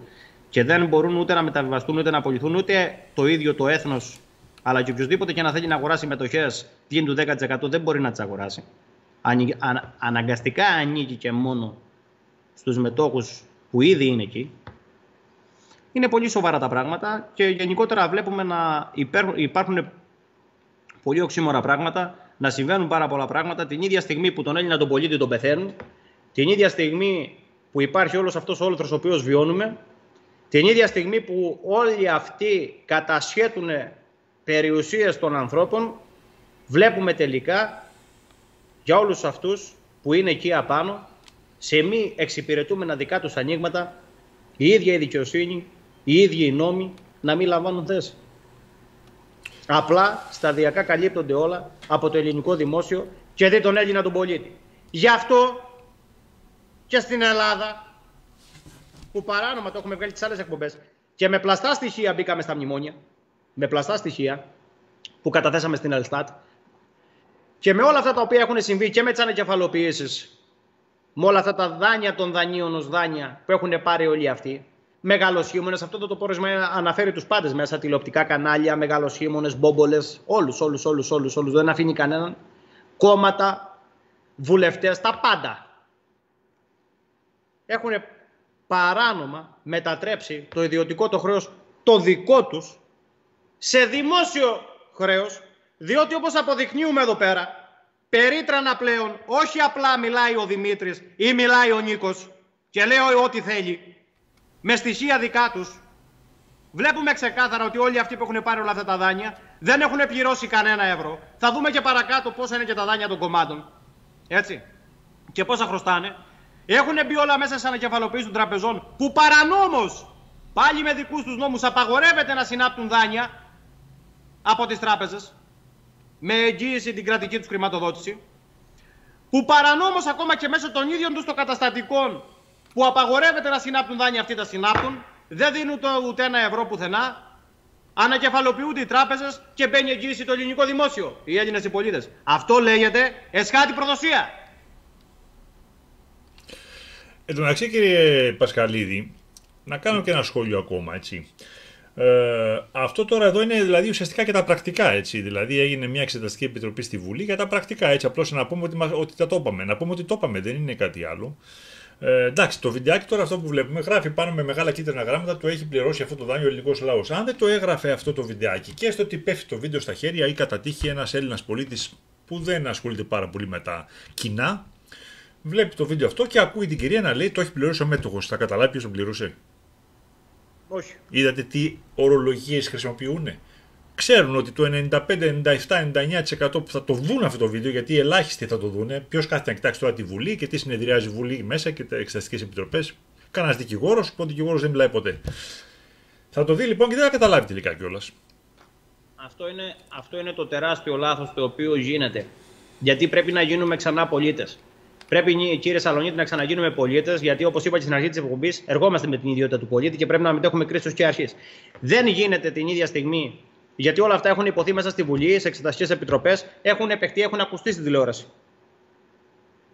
Αλλά όταν όμως αντί ο κόσμος να παρακολουθήσει αυτό το πράγμα και να δει πραγματικά τι ακούγεται, γιατί έχουν ακουστεί πάρα πολλά έκτροπα, ακόμα και αυτό που είπα πριν για τον κύριο Τζαβάρα, ότι αν θέλουμε, λέει, να πούμε ότι η δημοκρατία είναι δημοκρατία, θα πρέπει να είναι, λέει, μόνο αντιπροσωπευτική, αν είναι ποτέ δυνατόν. Ενώ η δημοκρατία είναι η δημόσια διοίκηση. Έτσι. Όταν ακούμε να λένε τόσα πράγματα, αλλά εκείνη την ώρα που μας τα λένε αυτά, γιατί όλα μας τα λένε, προτιμάμε να βλέπουμε Big Brother, προτιμάμε να βλέπουμε Survivor, προτιμάμε να βλέπουμε 1002 που δεν έχουν καμία σχέση με τη φυσιολογία μας εμείς καν σαν άνθρωποι. Ή στην καλύτερη περίπτωση να το απαξιώνουμε, να μην το βλέπουμε καθόλου. Ναι, δεν μπαίνει καν στη διαδικασία ο κόσμος να καταλάβει τι λένε όλοι αυτοί. Γιατί μας τα λένε. Μας τα λένε όλα. Και το θέμα είναι ότι το άλλο το οξύμορο που κάνουν όλοι αυτοί, χρησιμοποιούν πραγματικά ορολογίες που δεν θα τις καταλάβουν όλοι. Για να μην καταλάβει ποτέ ο Έλληνας τι πραγματικά συμβαίνει. Και αυτό, άμα το πάρουμε παράδειγμα και σε πόσες εκπομπές έχουμε κάνει, ακόμα και με το δικαιωτικό και με τους νόμους του ΤΣ και όλα αυτά τα οποία έχουμε παρουσιάσει, που μπαίνουμε στη διαδικασία, κύριε Σαλονίτη, να αναλύουμε παράγραφο το κάθε ΦΕΚ για να εξηγούμε ακριβώς τι σημαίνει αυτό το οποίο αναγράφεται μέσα εκεί. Πολύ απλά λαϊκά, δηλαδή, κύριε Πασχαλίδη, μας κοροϊδεύουν μπροστά στα μάτια μας. Αυτό είναι η φράση που χρησιμοποιούσα οι παλιοί, μπροστά στα μάτια μας. Μετά τι θα του πεις, αφού στο είπα, σου λέει, το πέρασα, το έκανα, το λέω μέσα. Έτσι ακριβώς. Πάμε τώρα να συνεχίσουμε και να πάμε, κύριε Σαλονίτη, στην 340, από την 332 σελίδα, και να κατεβαίνει το πόρισμα μέχρι την 340, να δούμε έτσι λίγο συμβάσεις ΠΑΣΟΚ.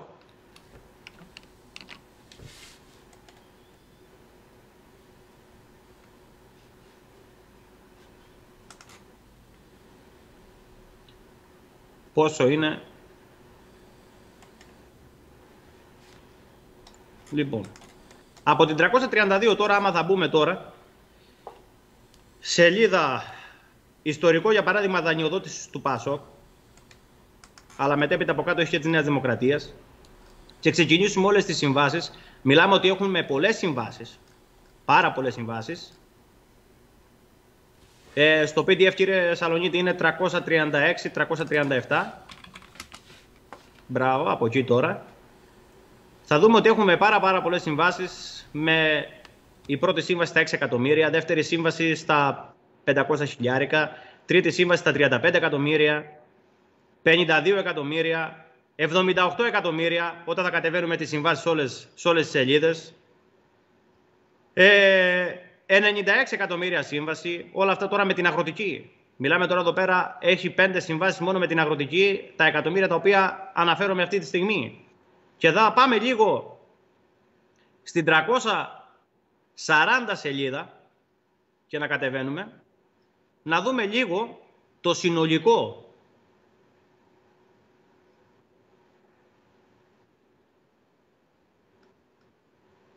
του ΠΑΣΟΚ και της Νέας Δημοκρατίας, τα ποσά τα οποία έχουν διαχειριστεί. Και είναι πραγματικά οξύμορο να βλέπουμε δάνεια του ΠΑΣΟΚ 334 εκατομμύρια ευρώ και της Νέας Δημοκρατίας 328. Μα τι κάνουμε, κύριοι?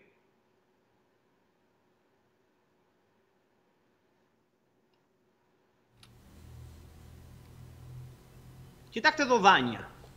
Όλα αυτά τα δάνεια πώς μπήκανε μέσα στα κόμματα, αφού απαγορεύεται, κύριε Σαλονίτη, με νόμο.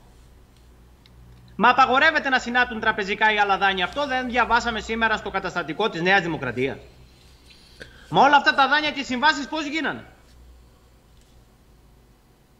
Μα αφού απαγορεύεται να συνάπτει δάνεια το κόμμα, οι ίδιοι παραβαίνουν το καταστατικό τους και πάνε τώρα να ασκήσουν πολιτική στη χώρα και να υπερασπιστούν το δίκαιο του πολίτη, να υπερασπιστούν το δίκαιο της Ελλάδος, να πραγματοποιήσουν και να παράξουν εξωτερική πολιτική.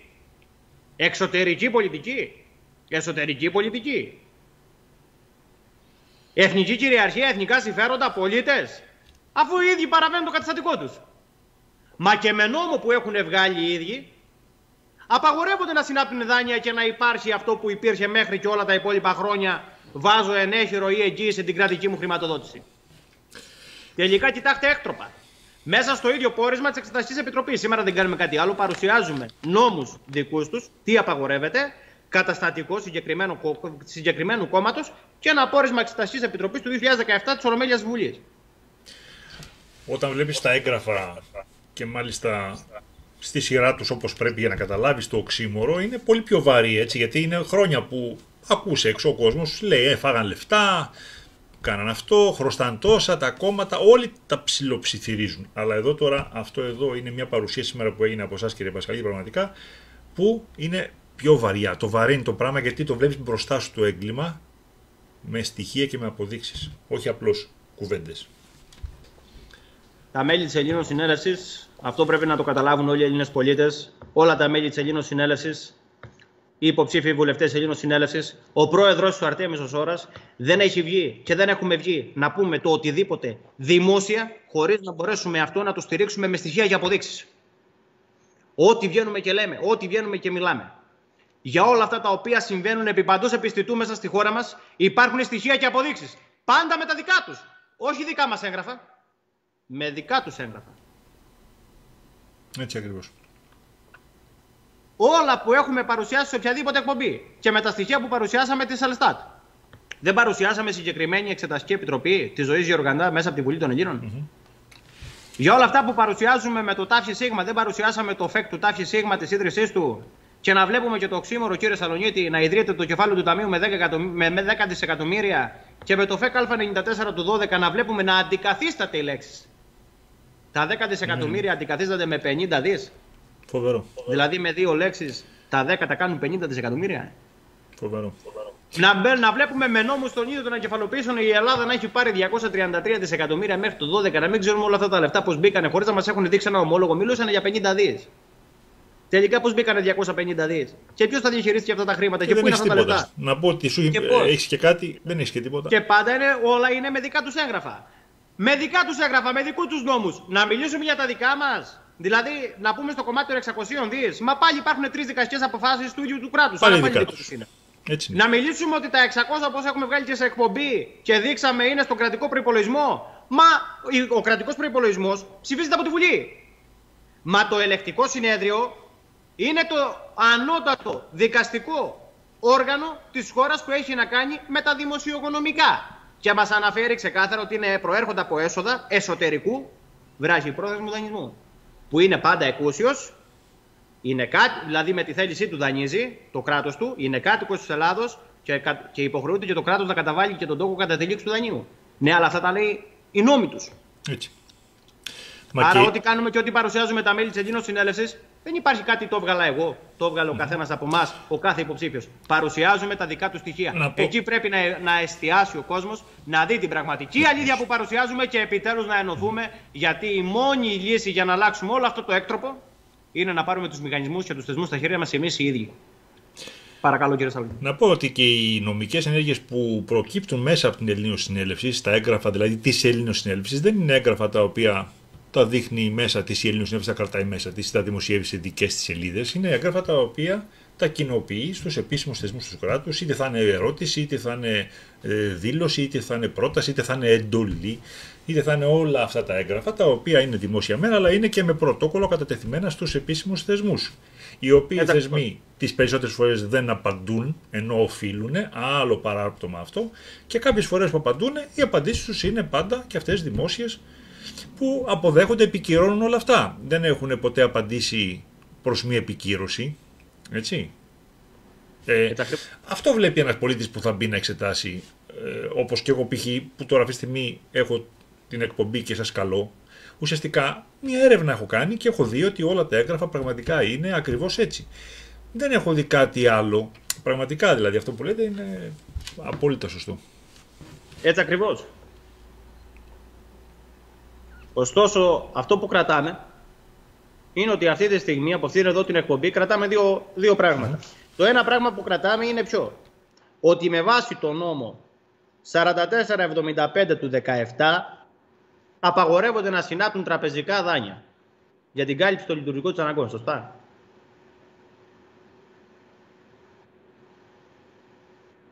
Βλέπουμε το καταστατικό της Νέας Δημοκρατίας σε όλων των κομμάτων ότι επίσης λέει απαγορεύεται να συνάπτει τραπεζικά ή άλλα δάνεια. Το κρατάμε κι αυτό. Και τελικά ερχόμαστε σε ένα πόρισμα της Εξεταστικής Επιτροπής να βλέπουμε ότι τελικά έχουν παρανομήσει τελείως. Έχουν βάλει εγγυήσεις και ενέχειροκρατικές χρηματοδοτήσεις που απαγορεύεται για να συνάψουν τραπεζικά δάνεια. Δηλαδή, εκτός ότι έχουν καταπατήσει το ίδιο τους το καταστατικό, βλέπουμε να έχουν καταπατήσει και όλους τους νόμους. Αλλά αυτό είναι ένα συνήθες φαινόμενο. Το βλέπουμε να γίνεται διαρκώς τα τελευταία 10 χρόνια. Να καταπατάνε τα ίδια αυτά, οι ίδιοι υπογράφουν, φτιάχνουν, νομοθετούν κτλ. Θα πρέπει να ξανατονίσω κάτι. Βάσει του άρθρου 26 του Συντάγματος, ότι νομοθετική εξουσία είναι η Βουλή. Νομοθετούν και οι 300 κύριοι. Νομοθετούν και οι 300 συνελληνές μου. Η εκάστοτε κυβέρνηση που βλέπετε είναι η εκτελεστική εξουσία. Άρα όταν δημοσιεύεται κάποιος νόμος, όταν βγαίνει κάποιος νόμος, όταν γίνεται το οτιδήποτε, συγγνώμη, να πω, κύριε Πασχαλίδη, βλέπουμε να νομοθετούν όλοι, όχι ένας. Αυτός ο ένας που είναι για παράδειγμα στην εκάστοτε κυβέρνηση εκτελεί την απόφαση, είτε τον νόμο τον οποίο έχουν νομοθετήσει, έχουν βγάλει. Είδαμε πριν από λίγο στο πόρισμα, κύριε Πασχαλίδη, αυτό ακριβώς το σημείο είδαμε για τα κόμματα, όπου λέει ότι χαρακτηρίζονται δανεικά και αγύριστα. Λίγο νωρίτερα, 2 σελίδες πιο πριν, ακριβώς την ίδια ορολογία, δανεικά και αγύριστα, χαρακτηρίζει το πόρισμα και για τα μέσα μαζικής ενημέρωσης. Είναι μια άλλη εκπομπή αυτή, θα την κάνουμε, κύριε Πασχαλίδη, αν θέλετε, κάποια στιγμή, και αυτή την είναι έτσι. Γιατί είναι εισάξια ακριβώς. Εδώ μια παρένθεση. Μια και που αναφέρετε τώρα αυτό, θέλω παρακαλώ να πάτε στη σελίδα 95 να δούμε τα χρέη των ΜΜΕ.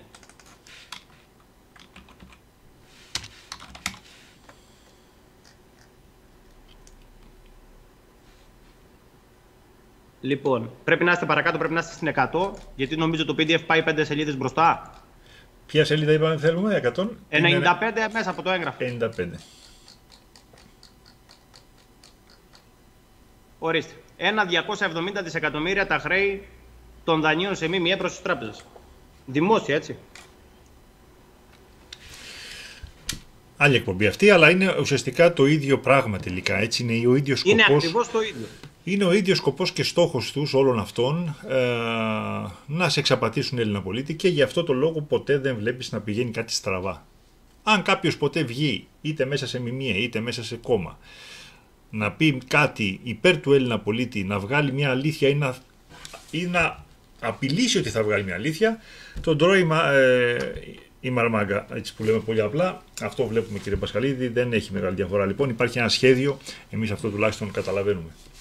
Το θέμα είναι όμως ότι πρέπει να ταυτίσουμε και με κάτι τις εκπομπές που έχουν γίνει στο Ράδιο Ιλυρία, γιατί πρέπει όλοι οι Έλληνες πολίτες να γυρίσουν και στις εκπομπές στο Ράδιο Ιλυρία. Έχουν υποθεί από πάρα πολλούς και συνυποψήφιους μου πολύ σοβαρά πράγματα σε εκπομπές θεματολογίας του Ράδιο Ιλυρία, σε πολύ σοβαρές εκπομπές όλων των συνυποψηφίων και όλο αυτό το έργο που εκτελείται, κύριε Σαλονίτη, από τις ραδιοσυχνότητες του Ράδιο Ιλυρία.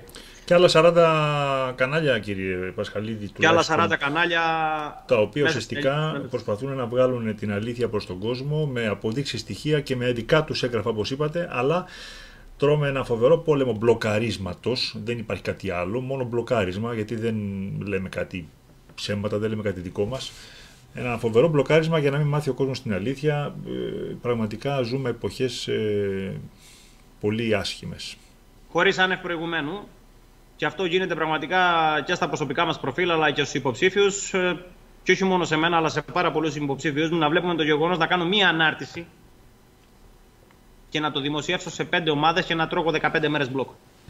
Που εδώ δείχνει ότι το έγκλημα είναι ακόμα μεγαλύτερο, είναι ακόμα πιο συνολικό. Υπάρχουν κι άλλοι που είναι ανακατεμένοι σε όλο αυτό. Για να μην αρχίσουμε τώρα, η λίστα είναι τεράστια. Ωστόσο, αυτό που είπα και πριν, έχουμε κρατήσει λοιπόν 3 πράγματα. Ότι τα κόμματα απαγορεύονται να συνάπτουν τραπεζικά ή άλλα δάνεια. Σε αυτήν εδώ την εκπομπή μέχρι τώρα, σωστά. Έχουμε δει όλους τους νόμους από τον 3023 του 2002 και μετέπειτα, όπως κωδικοποιήθηκε και τροποποιήθηκε ο νόμος, να έρχεται ο τελευταίος λοιπόν, ο 4475, και να είναι πολύ συγκεκριμένος ότι απαγορεύεται, όπως να το ξαναδιαβάσω συγκεκριμένα, απαγορεύεται η χορήγηση δανείων από τις τράπεζες προς τους δικαιούχους κρατικής χρηματοδότησης. Πιο ξεκάθαρο δεν γίνεται να γίνει αυτό, να υποθεί, έτσι. Άρα απαγορεύονται να συνάπτουν δάνεια. Βλέπουμε μετά όμως, έρχεται μετά το 17 ένα πόρισμα της ίδιας Εξεταστικής Επιτροπής της Βουλής να μας ορίζει τελικά ότι παρανόμως τα κόμματα έχουν συνάψει τραπεζικά και άλλα δάνεια από πιστωτικά ιδρύματα τα οποία είναι δανεικά και αγύριστα. Και πόσο μάλλον μέσα σε αυτά τα δάνεια των κομμάτων έχουμε δει να αλλάζουν κόμματα αφημί, ταμπέλες και να διαγράφονται χρέη. Έχουν γίνει πολλά σκάνδαλα μέσα στην Ελλάδα. Βλέπουμε μεγαλοεφημερίδες, μεγαλοσχήμονες, όλα αυτά λοιπόν τα δάνεια των δανείων ως δάνεια να τα πληρώνει ο ελληνικός λαός, γιατί πολύ απλά δεν δώσανε κανένα ευρώ, είναι δανεικά και αγύριστα όπως το λένε οι ίδιοι, έχουν μπει σε ανακεφαλοποιήσεις των τραπεζών και αυτή τη στιγμή τα έχουν πληρωθεί τα πάντα από το μέτοχο. Κρατάμε λοιπόν ότι 328 εκατομμύρια ευρώ χρωστάει η Νέα Δημοκρατία. Εντάξει. Και 334 δις το Πασόκ. Αυτή είναι φερέγγι. Είναι φερέγγι, κύριε Σαλονίτη. Νομίζω ότι είναι σαφές ότι δεν είναι. Ναι, αλλά αυτή τη στιγμή όμως έχουμε αναδείξει σε άλλες εκπομπές ότι το κόμμα της Νέας Δημοκρατίας, με όλα αυτά τα έκτροπα που δείξαμε και σε αυτήν εδώ την εκπομπή, ήρθε να εκτελέσει και να νομοθετήσει μαζί με όλους τους υπόλοιπους, γιατί χρωστάνε και τα άλλα κόμματα, 11 εκατομμύρια το ΚΚΕ, άλλα τόσα ο ΣΥΡΙΖΑ. Δηλαδή, άμα τα βάλουμε όλα τα κόμματα, ένα συνολικό άρθρο μέσα στο πόρισμα της Επιτροπής, θα μας βγάλουν πάνω από 600-700 εκατομμύρια ευρώ όλα τα κόμματα. Μπορεί να είναι και παραπάνω αυτή τη στιγμή που μιλάμε. Γιατί παίρνουμε του 17. Αλλά τελικά έχουν όλοι αυτοί πατήσει στην αφαιρεγγιότητα τελικά των Ελλήνων πολιτών. Δηλαδή έχουν εφαρμόσει όλες αυτές τις μνημονιακές πολιτικές. Συμβαίνουν όλα αυτά τα έκτροπα μέσα στην Ελλάδα. Δεν υπάρχει κανένας νόμος που να έχει μέσα του έστω ένα ίχνος δικαίου για τον Έλληνα τον πολίτη. Μας έχουν οδηγήσει στον όλεθρο. Θα πω το πιο σημαντικό και εκεί δεν χρειάζεται να πούμε κάτι άλλο. Το 33% των Ελλήνων σήμερα συνανθρώπων μας δεν έχει να πληρώσει δεΐναρο. Ακριβώς εκεί είναι που ήθελα και εγώ να μιλήσω, κύριε Πασχαλίδη, γιατί αν ήταν ότι οι Έλληνες είχαν τη ζωή τους έτσι σε ένα επίπεδο τουλάχιστον ικανοποιητικό, θα μπορούσαν να περνάνε αυτά, όπως γινόταν την περίοδο του 80-85 που ήταν τα πιο καλά χρόνια του Πασόκ. Δεν τα έβλεπε ο Έλληνας πολίτης γιατί ήταν λίγο καλύτερα οικονομικά, δεν έτρεχε όπως τρέχει σήμερα και αυτοκτονεί έτσι τελικά γιατί δεν έχει. Βλέπεις όμως ότι όταν εσένα σου βάζει ένα καινούριο φόρο, σου λέει ότι ξέρεις κάτι, πρέπει να κάνουμε νέο μέτρο κτλ. Πλέον καταλαβαίνεις γιατί γίνεται αυτό. Έτσι, και δεν υπάρχει κανένας λόγος να γίνει. Ενώ αυτοί τελικά αυτά τα χρήματα τα οποία σου παίρνουν, μόνο για το καλό σου δεν είναι. Έτσι ακριβώς. Και έχουν στηριχτεί λοιπόν πάνω εκεί. Και έχουν νομοθετήσει ένα έκτρωμα για άλλη μία φορά, στημένο πάνω στην αφαιρεγγιότητα των Ελλήνων πολιτών. Τη λέξη αφαιρεγγιότητα, όπως μπορούμε να δούμε ξεκάθαρα στον νόμο και το έχουμε πει και σε άλλη εκπομπή, το αναφέρει 166 φορές. 166 φορές αναφέρει στον πτωχευτικό κώδικα τη λέξη αφαιρέγγιος, αφαιρεγγιότητα. Αφαιρέγγιος, αφαιρεγγιότητα. Έτσι. Και βγάζουν αυτό το έκτρωμα του νόμου να πτωχεύουμε τα ίδια μας τα αφημί. Δηλαδή, είναι τόσο οξύμορο και να βλέπουμε και στο άρθρο 76, αν δεν κάνω λάθος, 75-76, ότι ακόμα και ο θάνατος δεν κολλεί την πτώχευση. Αν έχουν βεβαιωθεί οι οφειλές πριν από το θάνατο του οφειλέτη. Άρα εντός του έτους από το θάνατο του οφειλέτη θα πρέπει να κατατεθεί η αίτησή του προς πτώχευση. Αν είναι ποτέ δυνατόν, και αυτά όλα για την αφαιρεγγιότητα των Ελλήνων πολιτών. Δηλαδή τώρα όλοι αυτοί είναι φερέγγοι με όλα αυτά που χρωστάνε. Ή θα μπουν και όλοι αυτοί μαζί στο πτωχευτικό τον κώδικα που ετοιμάζουν την ταφόπλακα για τον Έλληνα τον πολίτη. Και εδώ τώρα θα πάμε και για να κλείσουμε αυτήν εδώ την εκπομπή με τον αστερίσκο που βάλαμε προηγουμένως. Εδώ τώρα η δικαιοσύνη πού είναι? Όταν εδώ τώρα για παράδειγμα βλέπουμε την ίδια τη δικαιοσύνη να πληστηριάζει ακίνητα, γιατί τα εκάστοτε πρωτοδικεία έχουν και στη δικαιοδοσία τους πλέον, το πτωχευτικό δικαστήριο είναι το εκάστοτε πρωτοδικείο του κάθε οφειλέτη στη χώρα, έτσι. Και θα ορίζει το πτωχευτικό δικαστήριο και ένα σύνδικο, αόριστο, ένα σύνδικο που θα εξετάζει και θα διενεργεί όλη την ενέργεια κατά της πτωχευτικής διαδικασίας. Αν είναι ποτέ δυνατόν, δηλαδή είναι πρωτόγνωρο όλα αυτά τα οποία βλέπουμε να βιώνουμε αυτή τη στιγμή και να διαβάζουμε σε νόμους του ίδιου μας του κράτους, έτσι. Άρα λοιπόν όλα αυτά τα δικαστήρια γιατί συνενούν και πού είναι τελικά η πραγματική δικαιοσύνη, που πρέπει να λειτουργεί ανεξάρτητα, αλλά τελικά σήμερα βλέπουμε μια δικαιοσύνη στην Ελλάδα να είναι διορισμένη από τους εκάστοτε υπουργούς, να διορίζεται εισαγγελέας του Αριουπάγου, να διορίζεται πρόεδρος του Αριουπάγου. Και αν είναι ποτέ δυνατόν να βλέπουμε τα τελευταία χρόνια στην Ελλάδα, εκεί που η αρμοδιότητα του κάθε εισαγγελέα και του κάθε πρόεδρου είναι όταν του παρουσιαστεί κάτι να αναδείξει την αλήθεια, αυτός να τη δικάζει. Ναι, αλλά το δίκαιο και την αλήθεια δεν μπορείς να τη δικάσεις εσύ ο άνθρωπος. Δεν μπορώ εγώ για παράδειγμα ένας Πασχαλίδης, αν ήμουν εισαγγελέας, αν ήμουν δικαστής, να καταδικάσω έναν άλλο άνθρωπο. Ο μοναδικός και η μοναδική που μπορεί να σε δικάσει είναι το ίδιο το δίκαιο και η ίδια η αλήθεια. Αλλά τελικά βλέπουμε ανθρώπους να καταδικάζουν ανθρώπους και να δικάζουν ανθρώπους. Χωρίς αλήθεια, χωρίς δίκαιο, γιατί αποτυπώνεται ξεκάθαρα, χωρίς αλήθεια, χωρίς δίκαιο, έχοντας υπό τις εντολές του δανειστή. Γιατί όλοι αυτοί και από τους υπουργούς που παίρνουν τις εντολές αυτοί για να εκτελέσουν, οι ανάλογοι υπουργοί τις παίρνουν από το δανειστή. Και αυτό αποτυπώνεται ξεκάθαρα, γιατί βλέπουμε τελικά την ίδια τη δικαιοσύνη πάλι με όλο αυτό το πόρισμα που είναι δημόσια και είναι μέσα από την ίδια τη Βουλή. Γιατί κύριοι δεν το παίρνετε αυτό για να το κάνετε φύλλο και ευκαιρό και να βάλετε μέσα σε όλους αυτούς που βάζετε, κατατάσσετε και εμάς, στους Έλληνες πολίτες, και για 500 ευρώ, για 1000 ευρώ, για 10 χιλιάρικα, εγώ θα πτωχεύσω το αφημί μου, εμένα θα μου κατάσχουν τους λογαριασμούς μου, θα μου δεσμεύσουν την περιουσία μου, θα μου πληστηριάσουν το σπίτι μου, θα στείλουν το παιδί μου στον όλεδρο, όπως έχουμε καταταστεί όλοι οι Έλληνες πολίτες, αλλά την ίδια στιγμή με όλο αυτό το πόρισμα της Εξεταστικής Επιτροπής, γιατί δεν το παίρνετε να υπερισχύσει το ίδιο και για αυτούς? Γιατί για παράδειγμα θα δούμε να παίρνει και η δικαιοσύνη μέρος σε όλα αυτά τα χρέη των κομμάτων και να καταδικάσει και αυτό. Γιατί όπως το είδαμε δίνει και πρωτοβουλία και ο νόμος από μόνος του, έτσι. Ή κατά την κρίση του πτωχευτικού δικαστηρίου. Θα δούμε τελικά να μπαίνει στη διαδικασία να πτωχεύσει και τα κόμματα. Θα πτωχεύσουν τα ΜΜΕ. Θα πτωχεύσουν όλοι αυτοί που βγάλαν αυτό το έκτρωμα του νόμου. Άμα θέλουμε να λέμε ότι έχουμε δίκαιο και δικαιοσύνη. Μάλιστα. και να αναδεικνύει την αλήθεια. Αλλά όλα αυτά λοιπόν τελειώνουν γιατί δεν περιμένει κανένας Έλληνας πολίτης, δεν μπορεί να περιμένει τίποτα από όλους αυτούς. Τίποτα. Έχουν δείξει όλοι ποιοι είναι, εκτελούν πολύ συγκεκριμένη διαδικασία, το βλέπουμε να αποδεικνύεται καθημερινώς. Το μόνο που μένει να κάνει ο πολίτης είναι να φανιστεί ο ίδιος. Είπα και προηγουμένως, το μεγάλο μας πρόβλημα είναι η σύμβαση. Όλα απορρέουν από εκεί. Η παράδοση εθνικής κυριαρχίας στο δανειστή. Με το αρχικό ΦΕΚ όλα στη Βουλή μέσα κυρωνόντουσαν. 5 μέρες μετά όμως έχουν αλλάξει τη λέξη κύρωση με τη λέξη συζήτηση και ενημέρωση. Άρα με τον νόμο 3847 έχουν δεσμευτεί όλοι αυτοί και οποιαδήποτε σύνθεση της Βουλής έρχεται να λειτουργήσει αντί του προσώπου. Και είναι υπό των εντολών του δανειστή. Έχουμε το αγγλικό το δίκαιο μέσα στην Ελλάδα.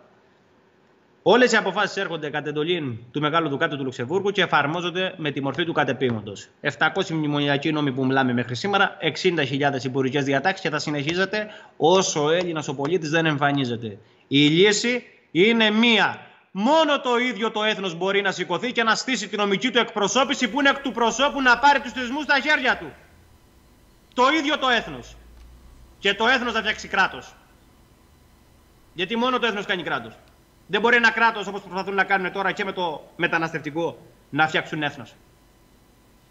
Μόνο το έθνος κάνει κράτος. Και η λύση είναι να εμφανιστεί ο ίδιος ο πολίτης. Μέσα στη νομική του εκπροσώπηση. Αυτό κάνει η Ελλήνων Συνέλασης, αυτό μας έστησε και μας έφτιαξε ο Αρτέμις ο Σόρας που πολεμήθηκε και συνεχίζει να πολεμιέται τόσο πολύ. Γιατί κατοχύρωσε την ιδρυτική διακήρυξη του πολιτικού φορέα στον Άριο Πάγο ως η μοναδική εκπροσώπηση του έθνους των Ελλήνων. Και πρέπει να στεγαστούμε όλοι από κάτω από αυτή την ομπρέλα της νομικής μας εκπροσώπησης. Έτσι τελειώνουν όλα, έτσι λήγουν όλα μέσα σε μια νύχτα. Με την ένωσή μας. Γιατί τα στοιχεία τα έχουμε όλα, τις αποδείξεις έχουμε όλες, τα πάντα τα έχουμε, είναι όλα έτοιμα, η λεωφόρος είναι στημένη, μένει μόνο να σηκωθεί το έθνος. Να σηκωθεί το έθνος και να ενταχθεί και να έρθει στη νομική του εκπροσώπηση. Να δηλώσει τη δήλωση κυριαρχίας του και να πάμε να πάρουμε τους θεσμούς στα χέρια μας εμείς οι ίδιοι. Πιστοποιημένο και κατοχυρωμένο πλούτο έχουμε με αδιαφυσβήτητα στοιχεία. Αποδεικνύεται πάντα με περίπτερα στοιχεία ότι το πρόβλημα δεν είναι οικονομικό. Μόνο οικονομικό που δεν είναι. Το πρόβλημα και ο πόλεμος που έχουμε είναι θέμα ανόησης. Αυτό είναι που κάνουν και σπέρνουν το φόβο και τον δρόμο στα ΜΜΕ και λασπολογούν συνεχώς να έχουν σε μια διαρκή με τις συχνότητές τους να κρατάνε σε μια αλήθεια πραγματική τον Έλληνα τον πολίτη. Μη μάθει, μην ενωθεί, μη σηκωθεί. Γιατί ξέρουν ότι μόλις σηκωθεί το έθνος, μόλις ενωθεί το αίμα, κύριε Σαλονίτη, όλοι αυτοί δεν έχουν λόγο ύπαρξης. Ήταν πραγματικά τιμή μου που ήμουν σήμερα σε αυτή την εκπομπή του Ράδιο Ηλυρία.